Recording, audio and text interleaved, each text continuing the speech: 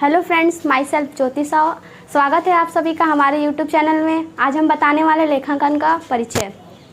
यहाँ पे लिखा हुआ, पहले इसे हम पढ़ लेते हैं फिर इसे बताते हैं। लेखांकन परिचय, जिसे इंग्लिश में अकाउंटिंग कहते हैं। लेखांकन का आशय, सबसे पहला टॉपिक, लेखांकन शब्द दो शब्दों से मिलकर बना है, लेखा धन अंकन। यहाँ लेखा का आशय लिखने से होता है और अंकन का आशय अंकों से होता है। किसी आर्थिक घटनाक्रम को अंकों में लिखे जाने को ही लेखांकन कहा जाता है। अर्थात वित्तीय प्रकार के लेन देनों को क्रमबद्ध रूप में लेखा करना, उनका वर्गीकरण करने, सारांश तैयार करने एवं उनको इस प्रकार प्रस्तुत करना जिससे उनका विश्लेषण तथा निर्वचन किया जा सके। एक मेन टॉपिक है जिसे मुद्रा में नहीं मापा जा सकता है, उसे लेखांकन में नहीं लिखा जाता है। अब इसे हम समझते हैं। लेखांकन का आशय, लेखांकन है क्या, इसे हम कैसे क्या करके इसे समझ सकते हैं। लेखांकन होता क्या? लेखांकन दो शब्दों से मिलकर बना है। पहला लेखा, दूसरा अंकन। लेखा का मतलब होता है लिखना और अंकन का मतलब होता है अंकों में लेखांकन, जिसे हम लोग लिख सकते हैं।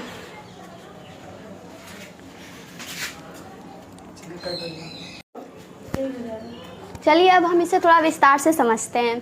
लेखांकन देखने में ही शब्दों से समझ में आ रहा है, लेखा और अंकन।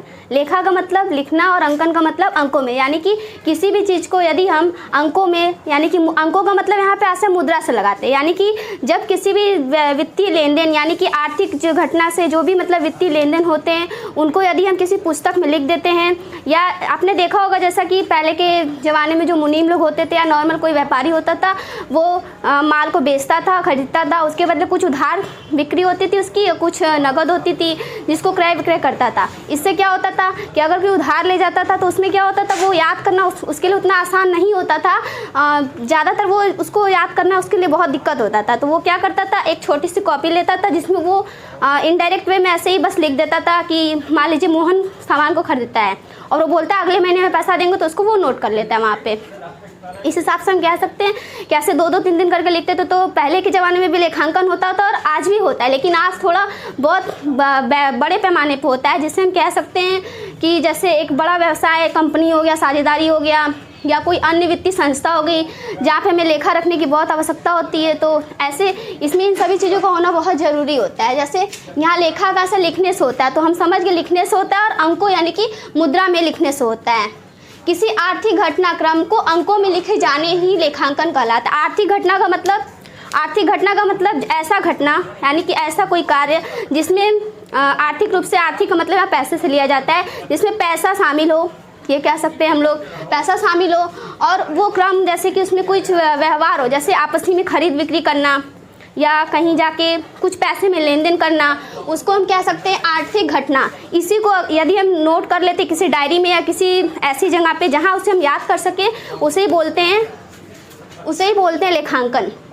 अर्थात वित्तीय प्रकार के लेन देनों को क्रमबद्ध रूप में, क्रमबद्ध का मतलब वित्तीय लेन देन यानी कि ऐसा व्यवहार जो कि मुद्रा के रूप में हो या पैसे के रूप में हो, उसको हम किस तरीके से लिखते हैं, क्रमबद्ध रूप में, यानी कि एक लाइन बाय लाइन से, यानी कि पहले जो है उसे पहले लिखे, जो बाद में है उसे हम बाद में लिखते हैं। ठीक है। फिर उनका वर्गीकरण करना, वर्गीकरण का मतलब उनको बांटना। वर्गीकरण का आशय यहाँ से हम ले सकते हैं, जैसे मान लीजिए एक दुकानदार है, वो वहाँ पे बहुत सारे कस्टमर आते हैं, ग्राहक आते हैं, तो उनमें बहुत सारे लोग उधार लेते हैं। तो बहुत सारे ऐसे होते हैं कि सारे को याद करना, अगर मान लीजिए बाई चांस कोई आ जाता है वहाँ पे और हमको निकालना हो किसी एक का कि वो कितना उधार दिया, तो उससे वापस पैसे लेने हैं, तो हम क्या करेंगे, वहाँ पे उनमें से करेंगे कि मान लीजिए मोहन था, तो उसका नाम निकालना हो तो उसको मोहन, श्याम, अलग अलग तरीके के जो भी ग्राहक होंगे उन सब का नाम हम अलग लिखेंगे। इस तरह से कह सकते हैं वर्गीकरण करना। सारांश तैयार करना, सारांश यानी कि यहाँ पे हम तलपट से लेते हैं। तलपट आप सभी को पता नहीं होगा, तलपट अब आगे जब लेखांकन का अकाउंटेंसी पढ़ेंगे तो उसमें तलपट के बारे में पता चलेगा। लेकिन तलपट जो होता है वो मेनली त्रुटियों, यानी कि जो भी त्रुटि होती है या फिर जो भी सुधार, तो उसको चेक करने के लिए तलपट बनाया जाता है। ठीक है। अब उनको इस प्रकार प्रस्तुत करना जिससे उनका विश्लेषण तथा निर्वचन किया जा सके। विश्लेषण क्या होता है?